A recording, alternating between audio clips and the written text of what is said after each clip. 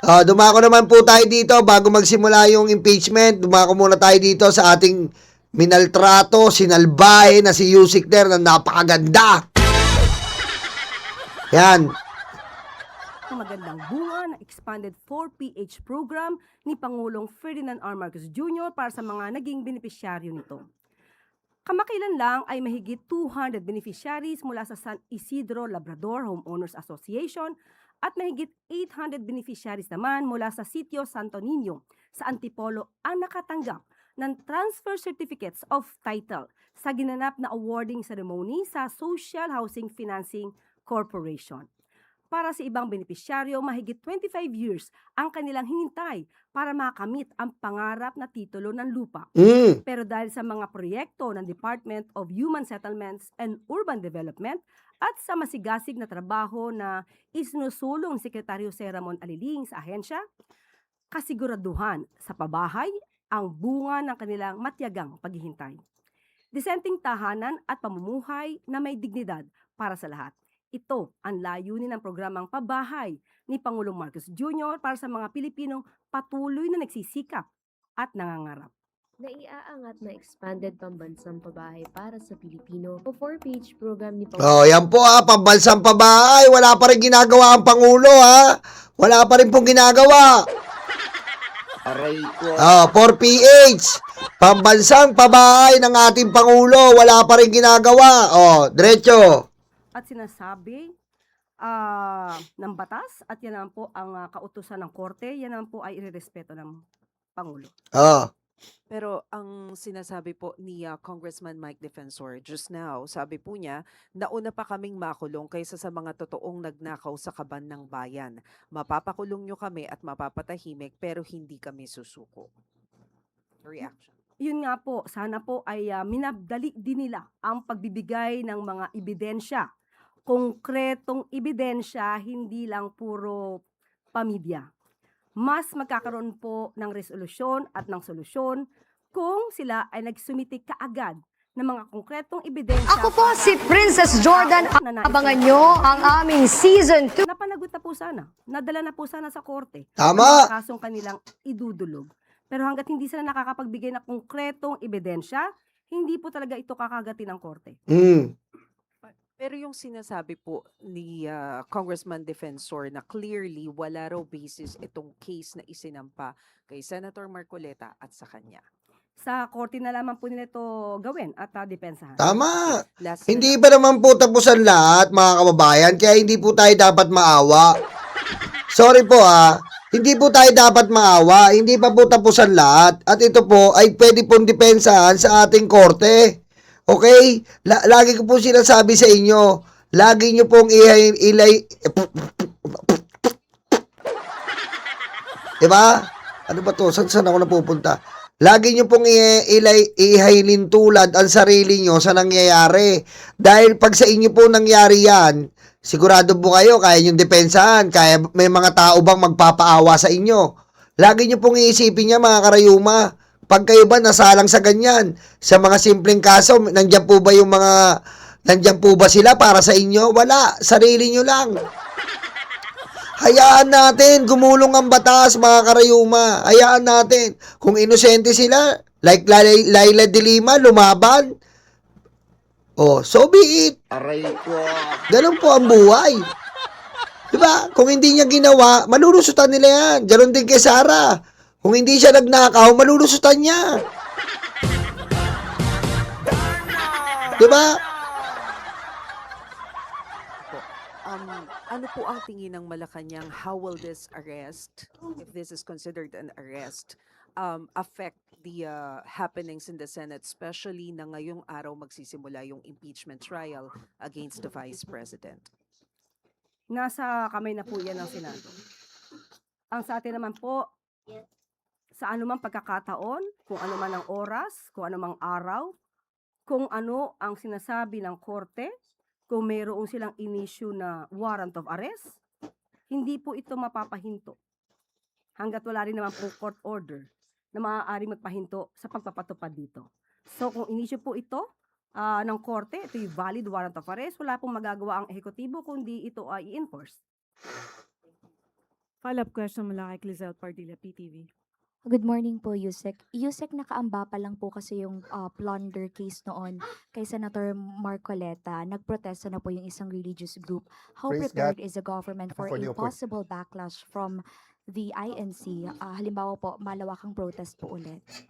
Tayo po, unang-una ayaw po natin sumagot ng hypothetical question dahil alam po natin ang liderato ng INC ay gumagalang po kung ano ang sinasabi rin po ng korte, kung ano po ang sinasabi ng batas. So mananatili po tayo sa paniniwala na ang nangyayari po at ang pagpatupad lamang ng batas ay igagalang din po ng liderato ng INC.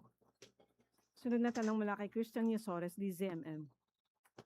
Magandang umaga, Yusek. Ngayon po yung pagsisimula ng impeachment trial kay Vice President Sara Duterte. We would like to know kung i-monitor po ba ito ng Pangulo at asan po ang Pangulo sa pagmamonitor nito? Hindi naman po kailangan mag-monitor ang Pangulo. Malalaman naman po din niya kung ano magiging balita rito. Mas marami pong dapat na trabahuhin ng ating Pangulo at hindi po siya uupo lamang para po manood ng impeachment trial. May we know na lang po yung thoughts ni President Marcos for today's impeachment trial na yung kanyang dating kaalyado sa pagtakbo sa halalan ay masasalang po ngayon sa isang impeachment trial. Aray ko. Sinabi po natin even before at nagsalita na rin po ang Pangulo sa kapihan. Kung may kinakailangan pong sagutin, ay dapat lamang pong sagutin. Kung Tama. kaya naman po na malinis ang mga pangalan, ay dapat lamang pong gawin. Mas Tama. umarap sa nasabing trial para po siya na mismo ang sumagot ng mga akusasyon laban sa kanya. Tama! Sunod na tanong mula kay Harley Balbert. Eh kung hindi naman po siya nagdakaw wala namang problema eh. Aray ko. Di ba? Kung hindi naman po nagnakaw, wala naman po problema. Kaso nagnakaw po eh. Aray ko.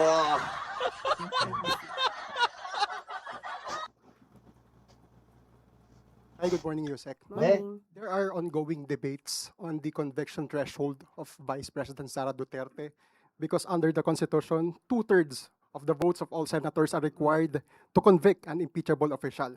However, several senators are currently legally embattled and apparently cannot actively participate in the impeachment trial. And there are actually talks from the House prosecution team to seek the lowering of the conviction threshold. May we have the pulse of thoughts on this? Hindi po makikialam ang ehekutibo kung ano man po ang magiging resolusyon patungkol sa issue na yan. Nasa Senado po yan kung ano po ang kanilang ipapatupad. Sunod na tanong mula kay Ivy Reyes, Billionaire News. Hi, Yusek. Yun lang. Wala nang motion to dismiss si Marcoleta. Aray ko. Di ba? Yun lang po. Wala na si Marcoleta, walang motion to dismiss. Aray ko.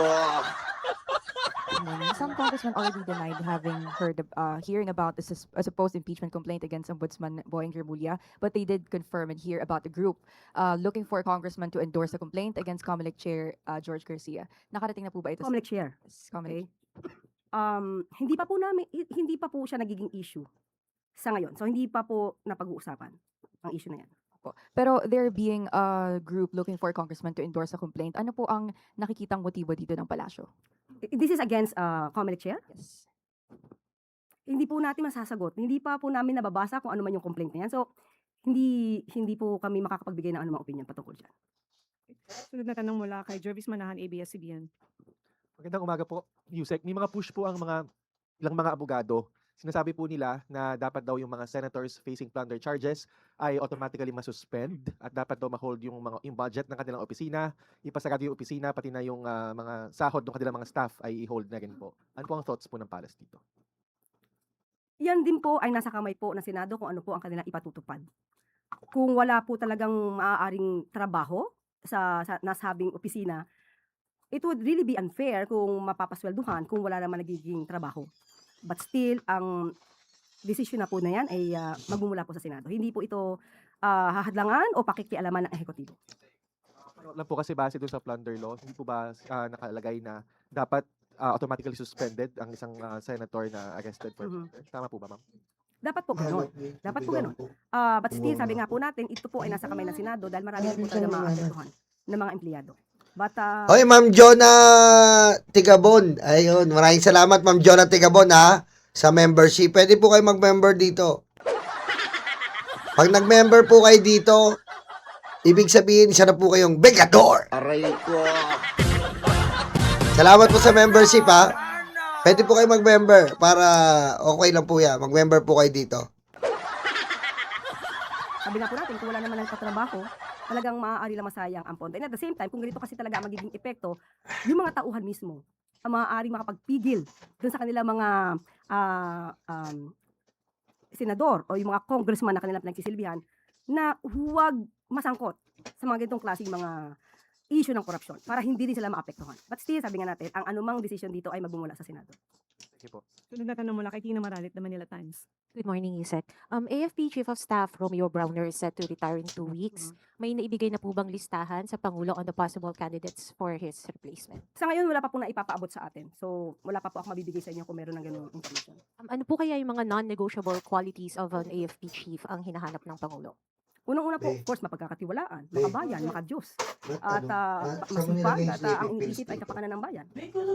On another topic po, last week, DILG Secretary John Vic Remulla requested the National Police Commission to extend the service of Police Brigadier General Hansel Marantan, who is set to retire on July 10.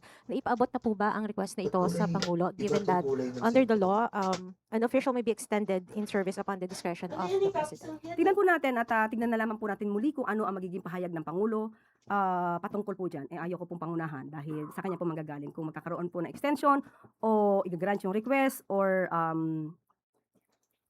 ipuproceed na lang na magkaroon ng panibagong liderato. Salamat po. Sunod na tanong mula kay Alvin Baltasar, Radyo Pilipinas.